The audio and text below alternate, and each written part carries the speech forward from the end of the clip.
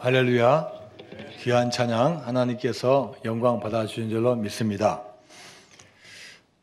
남을 돕는 구제하는 것은 유대인들이 하나님을 섬기는 한 가지 헌신이고 표시였습니다. 오늘 우리가 읽었던 본문 마태복음 6장 소 제목을 차례로 살펴보면은 구제함을 은밀하게 하라, 또 너희는 이렇게 기도하라, 16절에 외식으로 금식하지 말라. 그래서 이 구제하는 것, 그 다음에 기도하는 것, 금식하는 것은 하나님의 백성이 하나님을 향해서 해야 되는 또 의무이자 권리였습니다. 제사 지내고 예배 드리는 것은 그냥 일반 교인들과 성도들이 할 수 없는 거예요. 그것은 제사장들이 집례하고 주도하기 때문에 어떻게 보면 따라가면 되는 건데, 구제하는 것, 기도하는 것, 금식하는 것은 개인적인 겁니다. 그래서 하나님 앞에 내가 서원하고 약속하고 하나님께 섬기고 봉사하는 그런 종류입니다. 그래서 이 구제는 그냥 우리가 여유가 있으면 하고 여유가 없으면 안 하는 게 아니라 구약에서부터 율법으로 정해놨어요. 특별히 너희의 10분의 1을 드려라. 그리고 힘들고 어려운 사람들을 위해서 20분의 1을 드리라는 또 규정이 있어요. 그래서 이렇게 남을 구제하는 것은 하나님께 주신 말씀이에요. 특별히 힘들고 어려운 약자들, 당시로 말하면 고아들, 과부들, 나그네들, 병자들에 대해서 특별히 구제하라고 구약에 언급되어 있습니다. 자, 신약에 돌아와서 신약의 초대 교회들이 처음에는 사도들 중심으로 교회를 운영했는데 나중에 그게 문제가 생겼어요. 그래서 사도들을 도울 7 집사를 뽑습니다. 그래서 7 집사의 자격이 뭐냐? 성령이 충만한 사람, 지혜가 충만한 사람, 또 사람들에게 칭찬받는 사람, 이 3가지 기준을 통해서 7 집사를 뽑아요. 근데 그 뽑게 된 그 이유가 뭐냐? 사도들은 말씀을 전하고 기도하는 것을 해야 되는데 그 외에 수많은 일들이 있는 거야. 무엇보다도 당시 초대교회에서 가장 봉사 헌신 중에서 가장 중요한 게 뭐냐면 구제하는 거예요. 구제. 근데 이 구제하는 것도 명단도 확보해야 되죠. 얼마가 필요한지 조사를 해야 되죠. 또 나눠줘야 되죠. 또 상황은 계속 변하죠. 그렇기 때문에 사도들만 한 10명이 할 수 있는 게 아니에요. 그래서 이 일을 감당하기 위해서 사람이 필요한 겁니다. 특히 당시에는 사람들이 한계가 있으니까 유대파 과부들은 잘 도와줘요. 우리가 잘 알고 있고 또 같이 믿음 생활 했던 분은 알고. 그러나 외국에서 온 헬라파 과부들에 대해서는 잘 모르니까 명단에 빠뜨려요. 그래서 교회에서 문제가 생기고 불만이 나오는 겁니다. 왜 우리는 안 주냐? 같이 줘야 되지. 그러면서 일꾼들이 필요해서 7명의 집사를 뽑습니다. 그래서 이 7 집사가 탄생하게 된 배경 중에 하나가 뭐냐면은 구제하는 거예요. 그만큼 구약이나 초대교회에서는 이 구제하는 게 하나님을 섬기는 어떤 기준, 표시 중에 하나였습니다. 그런데 중요한 것은 이 구제를 할 때 우리가 어떤 마음과 자세를 가지고 구제를 해야 하냐는 겁니다.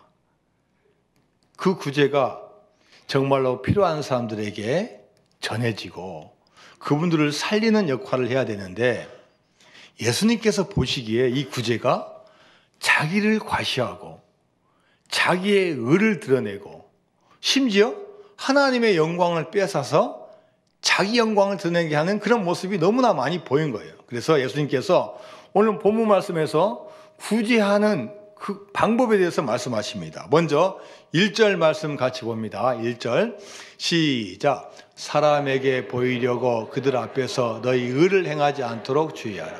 그리하지 아니하면 하늘에 계신 너희 아버지께 상을 받지 못하니. 자, 구제할 때 첫 번째가 뭐냐? 누구에게 보이려고 하면 안 됩니까?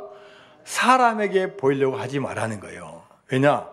이 구제는 하나님께서 명령하신 것이고 하나님의 말씀이에요. 그래서 이거는 그 구제의 목적이 물론 사람을 도와주는 거지만 그 목적은 하나님께 있기 때문에 너희들 구제할 때 너 자신을 드러내려고 사람에게 보이려고 하지 말라는 거예요. 사람에게 보여서 칭찬받고 구제 많이 했네 그러면서 자기 의가 높아지는 그런 방법을 택하지 말라는 거예요. 여러분, 우리 사람에게는 다 남에게 인정받고 잘 보이려고 하는 그런 마음이 있습니다. 근데 여러분, 사람에게 잘 보이는 게 기준이 되고 목적이 된다면요, 수많은 문제가 생겨요. 왜요?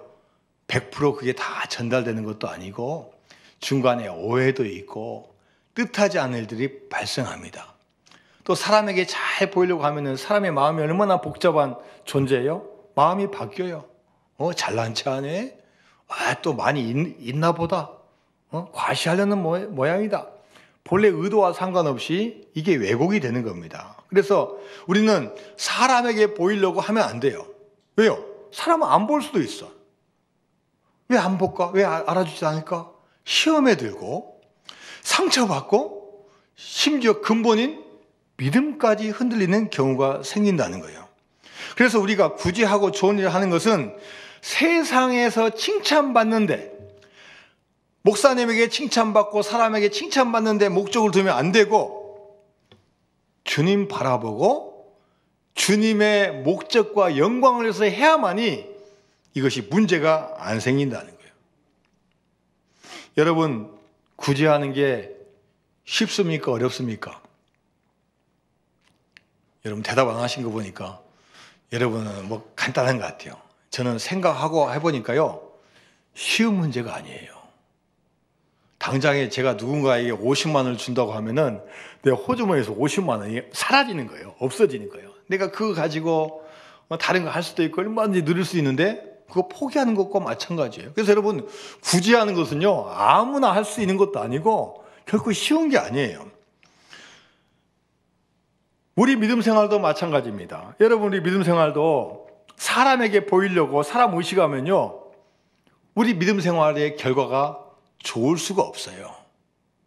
누구에게 보이면 일하고 누가 알아주지 않으면 안 하고 또 하다가 뭐가 이렇게 걸려요. 거침돌이 되면은 이거 내가 보기 불편한데 뭐하러 하지? 이런 생각이 드는 거예요. 그래서 구제를 하거나 믿음의 길을 걸어갈 때 기준이 내가 돼버리면은 심각한 문제가 생기는 거예요. 그래서 우리 모두는 뭐가 목적이 돼야 되냐? 하나님께 영광이 목적이고 하나님의 뜻이 목적이 돼야 된다는 거예요. 할렐루야. 자, 그래서 예수님께서는 분명히 말씀하셨어요. 너희 구제하는 거 너의 의를 행하지 않도록 주의하라는 거예요. 조심하고 각별히 신경 쓰고 주목하라는 거예요. 네가 지금 하고 있는 구제, 그 선한 일, 착한 일이 너 무엇 때문에 하냐? 너의 의가 아니냐? 점검해보라는 거예요. 여러분, 우리 인간은 얼마나 연약한 존재입니까? 시간만 나면은 자기를 높이려고 하는 그런 마음이 있어요. 교만한 존재예요. 제가 어떤 목사님 글을 읽으니까요, 이 목사님 이렇게 말씀하셨어요. 하나님께서는 하나님의 형상을 닮은 사람을 먼저 창조하시고 나머지 창조하시지. 왜 다른 거 다 창조하신 다음에 왜 맨 마지막에 창조하셨을까?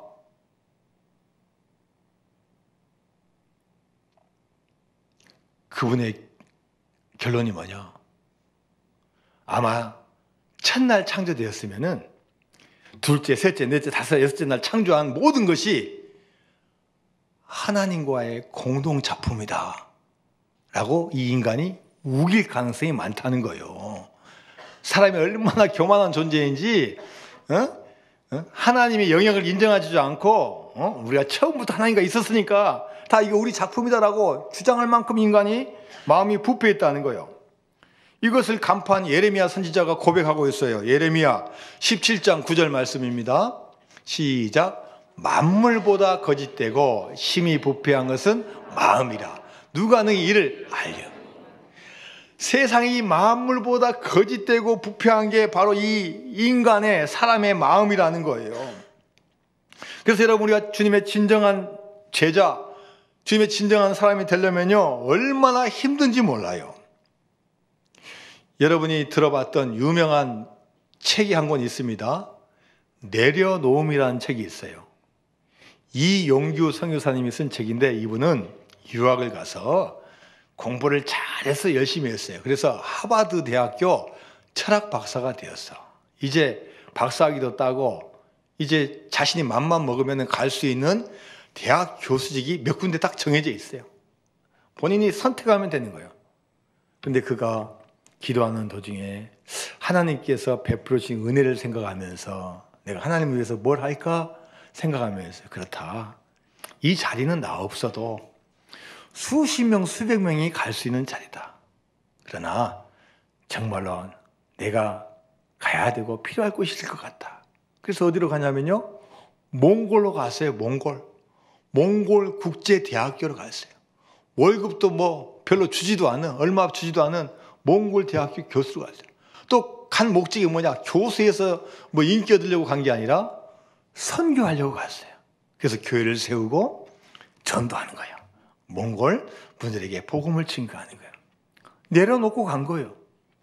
근데 어느 날 몽골 교인 중에 한 명이 한 여자 청년이 와가지고 이 선교사님에게 고백합니다. 선교사님, 저 이제 다 내려놓았어요. 뭘 내려놓았어? 선교사님, 저 다 내려놓았어요. 처음 이곳에 교회가 생기고 또 교회 오면은 뭐 좋은 것도 주고 그래서 와서 전 이 교회에 와서 부자 되려고 했고 뭔가 얻으려고 했고 내가 복 받으려고 했는데요, 성경 말씀 읽고 하나님 말씀 듣고 예수님의 이야기를 듣다 보니까요, 제가 처음에 생각하던 게 그게 믿음이 아니었어요. 저 처음에 왔던 그 잘못된 생각 다 지금 내려놓고요, 진짜 주님 잘 섬길 거예요. 야, 아직 예수님 영접한 지 7개월밖에 되지 않은 이 여자친이 그렇게 고백하는 거예요. 이게 은혜 받고 또 이용규 선교사님도 자신도 버리고 다 오고 내려놓았다고 생각했는데 항상 갈등하는 문제가 있었다는 거예요. 결국은 자기의, 나도 내려놓고 버렸다지만 끊임없이 올라오는 생각이 내가 누군가 앞에서 내가 나의 권위를 내세우려고 하고 또 내가 선교했다고 하고 이런 내가 자기의가 끝까지 나를 괴롭힌다. 주님의 십자가의 이 의를 못 박지 않고는 해결할 수 없을 만큼 우리가 그렇게 마음적으로 교만하고 부패한 인간이라고 이 이용규 선교사님이 고백을 했습니다. 그래서 여러분, 우리가 분명한 목적을 가지고 주님의 일을 해야 돼요.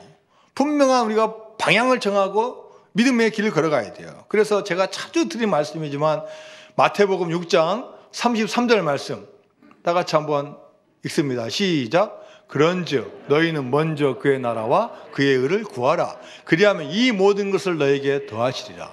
자, 분명한 게 뭐냐면 너희는 먼저 그의 나라와 그의 의를 구하라는 거예요. 하나님 나라와 그 의를 딱 구할 때 이 나머지가 복잡하지 않은 거예요. 그 순서가 정확히 정해져야 된다는 거예요. 그러나 하나님의 나라와 의가 먼저가 아닐 경우에는요, 너무나 복잡해요. 내 인간의 의, 나의 의가 얼마나 많고 나의 욕망이 얼마나 많은지 그거 채우는 것도 100년 살아도 못 채우는 거예요. 그래서 여러분, 우리가 구제할 때, 남을 도울 때 사람에게 보이려고 자기 의로 하면 안 되고 하나님께 상 받을 수 있도록 하나님의 뜻대로 가야 될 줄로 믿습니다. 또 예수님은 우리가 구제할 때 주의할 것에 말씀하고 있는데, 자, 오늘 본문 2절 말씀 같이 읽습니다. 2절 시작. 그러므로 구제할 때 외식하는 자가 사람에게서 영광을 받으려고 회당과 거리에서 하는 것 같이 너희 앞에 나팔을 불지 말라. 진실로 너희에게 이르노니 그들은 자기 상을 이미 받았느니라. 자, 2절 말씀해 보니까 너희들이 구제할 때 주의해야 될 게 하나 있다. 경계해야 될 게 하나 있다. 어떤 자처럼 하면 안 되냐면은 외식하는 자처럼 하지 마라. 이 외식이 바깥에서 가족끼리 좋은 음식 먹는 게 외식이 아니에요. 헬라어 단어를 보니까 이 외식하는 자가 히포크리테스라는 단어예요. 히포크리테스. 원래 뜻을 보니까 가장하다, 꾸미다, 연극하다라는 뜻이 있어요. 연극 배우가 가면을 쓰고 연극한다는 의미를 가지고 있어요. 여러분, 연극은 실제가 아니에요. 실제 삶이 아니에요. 여러분, 우리가 만약 믿음 생활을 연극처럼 한다면은 그건 진짜 믿음이 아니죠. 올바른 믿음이 아니죠. 잘못된 신앙생활이죠. 그래서 제가 이거 히포크리테스, 외식하는 자, 이것도 좀 헬라어라고 하지만 좀 어렵다. 도대체 영어 성경에서는 뭐라고 쓰여있을까? 제가 영어 성경 이렇게 몇 군데 찾아보니까 다 똑같아요. 이 히포크리테스 앞에 더자만 붙여, 히포크리테스. 번역은 다양하게 됐지만 뭐라고 나와 있냐? 위선자, 외식하는 자, 가면을 쓴 자, 가장하는 자. 그러니까 예수님께서 보시기에 이 구제할 때 겉과 속이 다르게 구제하는 분이 있다는 거예요. 그래서 2절 보면서 뭐라고 하냐면요, 자기에게 영광을 받으려고 회당과 거리에서 하는 것 같이 너희 앞에 나팔을 불지 마라. 그 당시에 자랑하기 위해서 진짜 나팔을 불었다는 이야기가 아니라 당시에 헌금함, 당시 성전에는 헌금함의 모양새가 어떻게 생겼냐? 밑에는 이렇게 둥그렇게 생겼겠지만 이 겉모습이, 옆에 모습이 이렇게 나팔처럼 생겨요. 나팔이 이게 헌금이 들어갈 게 아니에요? 이건 결국 뭐한 겁니까? 내가 헌금했습니다. 나는 헌금 많이 했습니다. 나는 헌금 자주 했습니다. 이걸 자랑하고 과시하는 것을 주님께서는 하지 말라는 거예요. 구제하는 거 좋습니다. 구제 많이 하는 거 좋아요. 열과 성을 다해서 하는 거 좋은데 사람들에게 보이려는데 목적을 두면 안 된다는 거예요. 저는 이 말씀을 준비하면서 우리 교회가 생각나요. 주보에다가 부활주일 전에 이 부활 헌금은 노예의 어려운 교회를 위해서 쓰겠습니다. 이게 혹시 나팔 부는 게 아닌가? 혹시 우리 교회의 의를 나타내려고 한 거 아닌가? 그런 생각을 해보게 됐어요. 여러분, 그러나 자랑하려고 하는 게 아닙니다. 여러분에게 보고하는 거예요. 보고하는 거. 여러분이 주신 헌금을 가지고 이번에는 이렇게 사용하겠습니다. 그래서 여러분, 의미를 우리가 같이 갖고 더 열심히 참여해 주십시오. 이런 목적을 가지고 하는 거예요. 우리가 주보에다가 우리 여선교회 바자회 합니다. 우리가 누구를 돕기 위해서 하고 또 여선교회 자체를 위해서 합니다. 또 이것도 우리가 서로 동기부여하고 협력을 요청하는 거예요. 자, 그래서 우리가 여러분 구제할 때 사람에게 영광 받으려고, 자기 의를 드러내려고 외식하는 자와 같이 하지 말라는 거예요. 방금 읽었던 마태복음 6장 2절 첫 부분 보니까 그러므로 구제할 때 외식하는 자가 사람에게서 영광을 받으려고, 영광을 받기 위해서 구제하는 거 주님께서는 하지 말라고 말씀하십니다. 목포 유달산 밑에 가면은 지금도 고아원이 하나 있습니다. 그 고아원 이름이 뭐냐면은 공생원이에요. 역사가 90년 됐습니다. 일제시대 때 생겨났는데 윤치호 전도사님이 이제 목포에 와서 전도사가 돼서 어느 날 사역을 마치고 집으로 돌아가는데 골목길에서 7명의 아이들이 놀고 있는 거예요. 해가 어둑해지니까 이 아이들에게 말하면, 얘들아 빨리 집에 가야지. 집에 가서 빨리 밥 먹고 또 손 씻고 또 잠 자야지. 엄마 아빠 기다리고 있잖아. 그때 한 명의 친구가, 아저씨, 우리는 집이 없어요. 우리는 엄마 아빠가 없어요. 그 7명의 아이들이 다 고아들이에요. 오늘 밤도 어디서 잘지 몰라요. 이 전도사님이, 그래? 자, 그러면 오늘 하룻밤이라도 내가 재워줄게. 우리 집 가자. 재워주면서 이 전도사님 마음 가운데 이게 하나님께서 나에게 주신 소명을 깨닫고 돈이 없으니까 빌려가지고 유달산 밑에 당시로 하면 아주 허름한 집 한 채, 거기에서 고아원을 시작을 합니다. 1919년 일본에서 배가 출항해서 부산항에 도착하고 또 부산에서 목포항으로 오는데 그 수많은 사람 중에 일본 여자 한 명과 그 일본 딸 8살 난 아이가 내립니다. 이 남편, 아버지인 분은 조선 총독부 목포부청 관리예요. 너무나 오랫동안 떨어져 있으면 안 되니까 이제 합치려고. 그래서 이 아내와 이 딸이 와요. 이 딸 이름이 뭐냐? 다우치 치즈코라는 꼬마예요. 그런데 이제 이 아이가 국민학교 들어가고 중학교 들어가고 목포 여자고등학교를 졸업을 해요. 한국 애들하고 같이 학교 다니고 한국 애들하고 같이 어울리는 거예요. 그리고 이제 대학을 나와서 미션 스쿨인 정명 여자학교 음악 선생이 되는 거예요. 음악 선생. 그래서 이제 대부분 다 한국 학생들이니까 한국 학생들이 이제 일본 여자가 선생님이에요. 자, 그러다가 이제 애들을 데리고 고아원을 방문해서 봉사활동을 가는데 다 갔을 때 부모 없는 그 아이들이 너무나 불쌍하고 마음이 아픈 거예요. 다 씻겨주고 발 씻겨주고 코 닦아주고 계속 봉사활동하면서 그 윤치호 전도사님을 마음으로 사랑하게 되는 거예요. 그런데 일본 여자, 한국 사람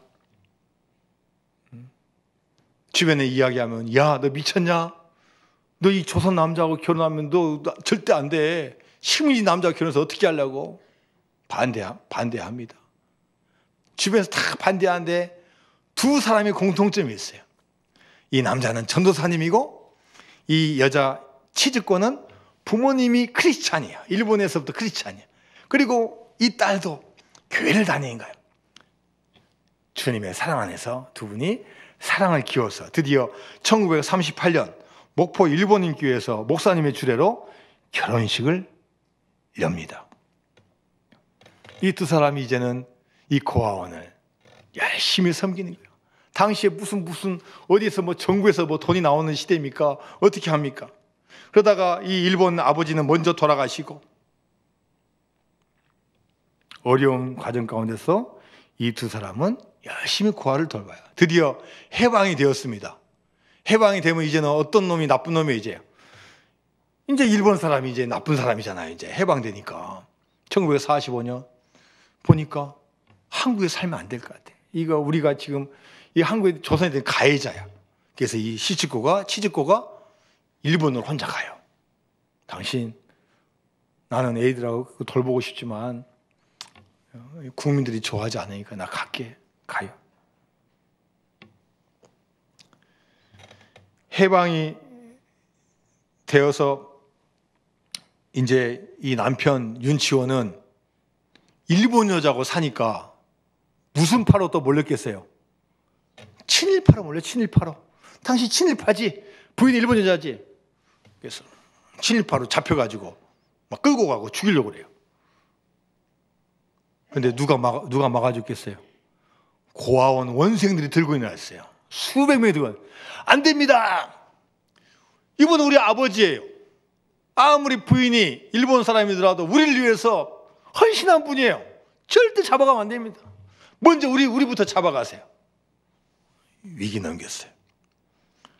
5년 후에 한국전쟁이 일어납니다. 인민군이 목포까지 와서 다 이제 신자들 교회 다 폐쇄시키고 교인들 다 죽이는 거예요. 또 고아원까지 와서 네 원장 내놔라. 근데 살았어요. 누구 때문에 살았어요? 원생들이 다 나와서 우리 먼저 죽이세요. 우리 먼저 죽이세요. 그 다음에 또 나중에 또 누가 왔어요. 또 이제 인민군 간 다음에 그 다음에 또 국군이 와서 이 위기를 갖다가 다 이 원생들 때문에 다 살게 된 거예요. 1951년 남편 윤치호 돈이 없으니까 당시 도청인 전라남도 광주에 가서 우리 지원 좀 해주세요. 가는 길에 사고로 먼저 이 세상을 떠나는 거예요. 이제 남아있는 것은 고아들하고 일본 여자 치즈꺼 이제 한국 사람이 됐어요. 바꿔서 윤학자. 이 윤학자 여사. 남편도 없죠. 자신은 일본 사람이죠. 정부에서 도와줄 상황은 안 되죠.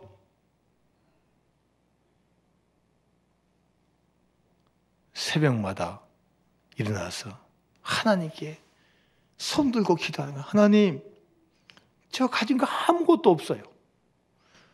저는 조선 사람도 아니에요. 대한민국 사람도 아니에요. 제가 어디다 제가 손을 벌리고 도와주겠어요. 하나님, 이 수백 명의 고아들을 어떻게 제가 먹여 살립니까? 하나님께서 도와주지 않고는 저는 할 수 없습니다. 믿음으로 나가요. 믿음. 근데 하나님께서 신기하게도요, 교회를 사용하시고 사람들을 사용하시고 나중에 이용하셔가지고요, 이 고아원을 잘 운영해 만들어요. 1968년 이 윤학자 여사 57세의 나이로 하나님의 부르심을 받습니다. 부르심을 받을 때까지 목포뿐만 아니라 주변에서 고아의 어머니로 불립니다. 이 장례식을 목포 시민장으로 치렀는데 당시의 자료나 사진을 보니까요, 이 장례식에 참여한 사람이 3만 명이 참석해요. 당시에 목포 시민의 한 반절 정도가 다 장례식 참석해서 이분을 기리고 울고 이분의 장례를 치러졌습니다. 90년간 4천 명의 아이들을 돌봤고 그 아이들을 무엇보다도 주님의 사랑으로 기독교 교육으로 이 아이들을 가르친 거예요. 거기에서 목사님도 나오고 교육자도 나오고 수많은 인재들이 나왔습니다. 제가 학창시절에 목포에 살았기 때문에 제가 그걸 압니다. 그래서 제가 다녔던 교회 고등부에서는요, 매달 한 번씩 이 공생원 방문해서 이 고아들하고 같이 놀아주는 거예요. 같이 어울리는 거예요. 우리가 대상 선정하잖아요. 가면 어떨 때는 보면 초등학생이 와 있고, 어쩔 때는 중학생이 와 있고, 어쩔 때는 유치원 아이들이 까난아기도 와 있는 거예요. 그럼 가서 기타 메고 간식 사가지고 시내버스 타가지고 목포 저기 바닷가 대반도 유달산 밑에 가서 한 달씩 봉사했던 그런 기억이 있어요. 근데 지금 생각해 보니까 교회에서 봉사하고 가니까 같이 내가 정말로 그들을 잘 도왔냐? 그러지 못했던 것 같아요. 때로는 내가 교회 임원이니까, 우리는 봉사하러 가니까 오히려 하나님의 영광보다는 또 우리의 또 의가 앞서지 않았냐, 이런 생각도 해보게 됩니다. 우리가 여러분 구제할 때 그 목적이 분명해야 된다는 거예요. 자, 고린도전서 10장 31절에서 33절까지 말씀입니다. 시작. 그런즉 너희가 먹든지 마시든지 무엇을 하든지 다 하나님의 영광을 위하여 하라.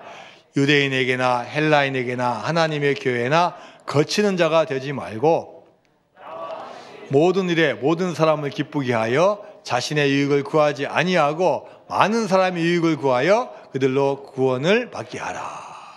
하나님의 사도가 된 사도 바울이 고백합니다. 여러분, 우리가 먹든지 마시든지 무엇을 하든지 다 하나님의 영광을 위해서 해야 됩니다. 우리는 유대인도 있고 헬라인도 있고 민족도 다르고 생각도 다르지만 그게 다르다고 교회에 거치는 자가 되면 안 됩니다.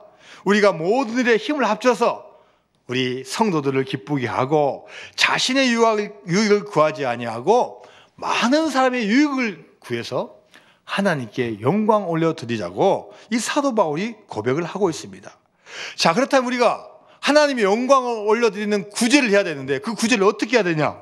자, 오늘 본문 3절과 4절 말씀입니다. 시작. 너는 구제할 때 오른손이 하는 것을 왼손이 모르게 하여 내 구제함을 은밀하게 하라. 은밀한 중에 보시는 너의 아버지께서 갚으시리라. 구제할 때 어떻게 하라 했습니까? 은밀하게 하라는 거예요. 은밀하게 조용히 우리의 어떤 과시라든지 또 오히려 우리를 드러내다 보면요, 받는 사람이 상처받는 경우가 있어요.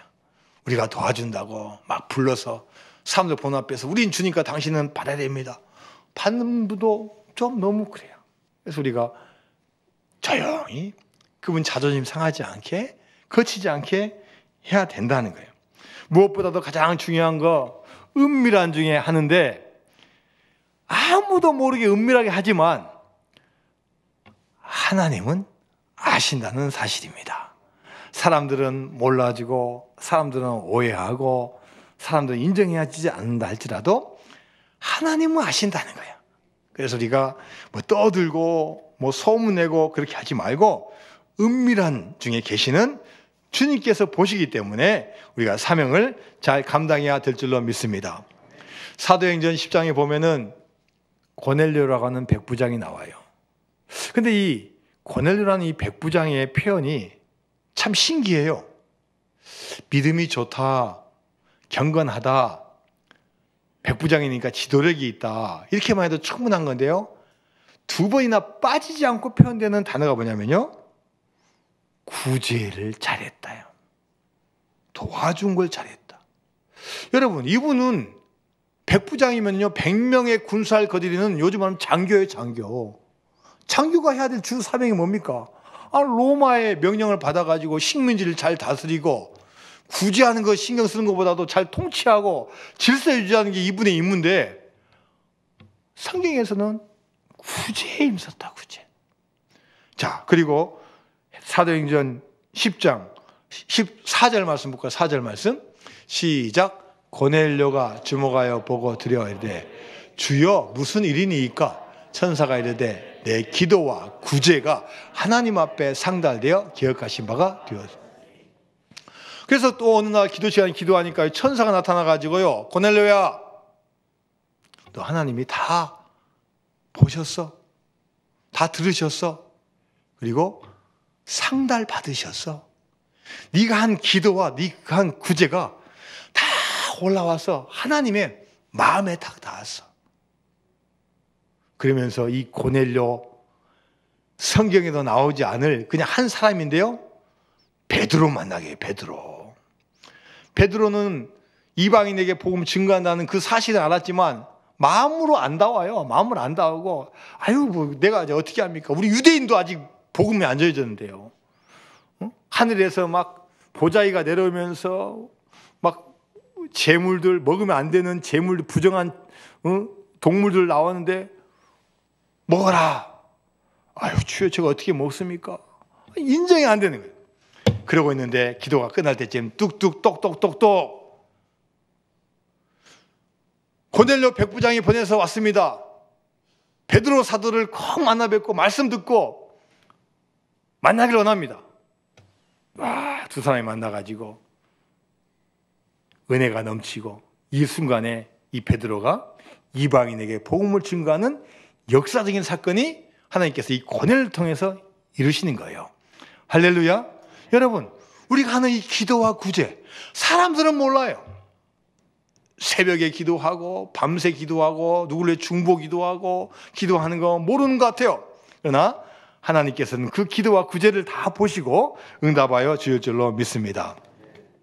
여러분, 우리의 기준은 바로 하나님 아버지가 되어야 됩니다. 6장 1절 말씀에 너희 아버지께 상을 받지 못하느니라. 사람에게 다 인정받고 소문나면요, 그건 될 수 있지만 하나님께 인정받지 못한다는 거예요. 4절 말씀에 보니까 너희 아버지께서 갚으시느니라. 하나님께서 보고 아신다네요. 그렇기 때문에 우리 모든 구제와 모든 좋은 일의 기준이 사람이 되면 안 되고 하나님에게 기준을 맞춰야 된다. 할렐루야. 하나님은 반드시 갚아주실 줄로 믿습니다. 누가복음 6장 38절 말씀입니다.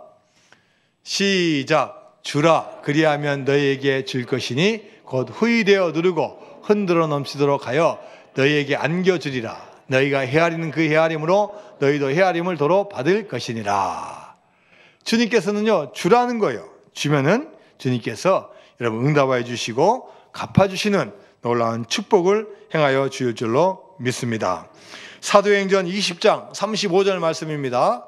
사도행전 20장 35절 시작. 범사에 여러분에게 모본을 보여준 바와 같이 수고하신 악한 사람들 돕고 또 주 예수께서 친히 말씀하신 바 주는 것이 받는 것보다 복이 있도다 하심을 기억하여 할지니라. 할렐루야. 뭐가 더 복이 있다고요? 주는 것이 받는 것보다 더 복이 있습니다. 자, 우리 옆에 성도들에게 한번 외쳐보세요. 주는 것이 받는 것보다 복이 있습니다. 시작. 주는 것이 받는 것보다 복이 있습니다. 여러분 많이 베풀고 많이 주시기 바랍니다. 하나님께서 여러분 갚아주시고 여러분뿐만 아니라 자손 만대에 복의 복을 더하여 주실 줄로 믿습니다. 우리 다 같이 찬양한 곡 합니다. 똑바로 보고 싶어요 주님 찬양합니다.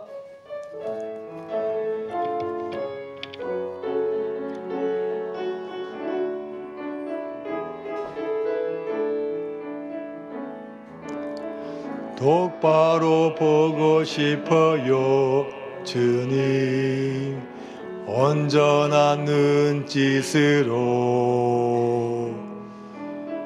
똑바로 보고 싶어요 주님 곁눈질 하긴 싫어요 하지만 내 모습은 온전치 않아 세상이 보는 눈은 마치 날 죄인처럼 멀리하며 외면을 하네요. 주님 이 낮은 자를 통하여 어디에 쓰시려고 이렇게 초라한 모습으로 만들어 놓으셨나요? 당신께 드릴 것은 사모하는 이 마음뿐 이 생명도 달라시며 십자가에 놓겠으니 허울뿐인 육신 속에 참빛을 심게 하시고 가시뿐인 세상 속에 미랄로 섞게 하소서. 2절입니다. 똑바로 걷고 싶어요 주님 온전한 몸짓으로 똑바로 걷고 싶어요 주님 기웃띵 하긴 싫어요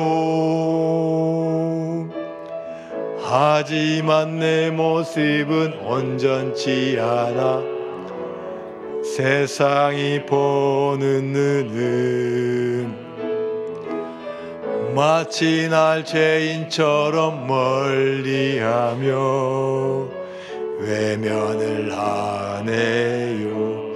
주님 이 낮은 자를 통하여 어디에 쓰시려고 이렇게 초라한 모습으로 만들어 놓으셨나요? 만들어 놓으셨나요? 당신께 드릴 것은 사모하는 이 마음뿐 이 생명도 달라시며 십자가에 놓겠으니 허울뿐인 육신 속에 참빛을 심게 하시고 가시뿐인 세상 속에 미랄로 섞게 하소서.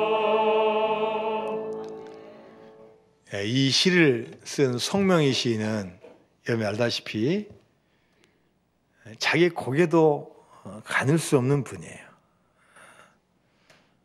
그래서 똑바로 볼 수 없고 똑바로 걸을 수도 없는 분입니다.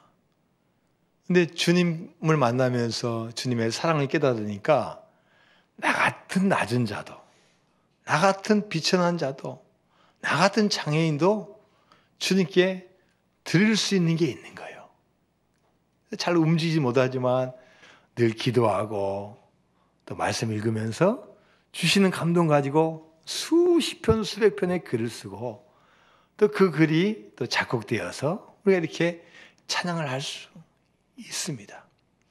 여러분, 이렇게 힘든 분이 어떻게 구제할 수 있고 주님을 위해서 헌신하고 봉사할 수 있겠습니까? 그러나 할 수 있는 거예요. 제가 있는 처지에서, 위치에서 할 수 있는 게 있는 거예요. 이분에 비하면 저와 여러분은 얼마나 많은 하나님께서 큰 은혜와 복을 주셨습니까? 건강도 주시고 가정도 주시고 물질도 주시고 예배당에 나올 수 있는 믿음도 주시고 사명을 주셨어요. 여러분, 너무나 없는 거, 너무나 부족한 거, 그거 너무나 바라보지 마시고 주신 것에 감사하고 기도하고 또 주변 분들과 같이 기도해주고 힘을 합쳐서 주님께 칭찬받고 축복받는 여러분 되시기를 주님의 이름으로 축원드립니다. 하나님 아버지 감사드립니다. 연약하지만 주님께서 불러주셨사오니 주신 사명 잘 감당케 해주시고 구제하는 것도 우리가 할 수 없습니다. 하나님, 우리 마음을 움직여 주셔서 기쁜 마음으로 구제하고 은밀하게 구제하고 하나님께 영광을 얻을 수 있도록 인도하여 주옵소서. 예수님의 이름으로 기도드리옵나이다. 아멘.